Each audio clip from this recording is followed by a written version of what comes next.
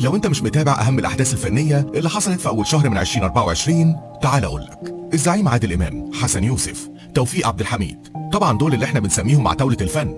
هتقول لي ايه؟ هم قرروا يعملوا مسلسل مع بعض؟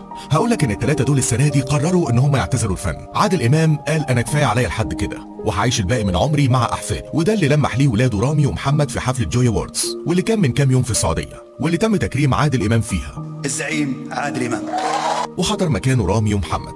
اما بالنسبه للعملاق حسن يوسف، فمن وقت وفاه ابنه الصغير عبد الله وهو بيعيش ازمه نفسيه وزاهد في الحياه، وبقى شايف ان الفن ملوش لازمه، وقال كفايه عليا كده، انا اعتزلت. بعد وفاه ابني الغالي عبد الله انا خدت القرار. نيجي بقى لتوفيق عبد الحميد. هتسالني مش هو اعتزل مره قبل كده؟ الحقيقه اعتزل الفن بسبب انه ما كانش بيتعرض عليه اعمال فنيه، بس رجع في كلامه لما جاله مسلسل يوتيرن بطوله ريهام حجاج واللي مثل فيه دور ابوها، ومن بعدها اختفى لحد يوم 10 في الشهر ده. قال انا اعتزلت التمثيل، صحتي ما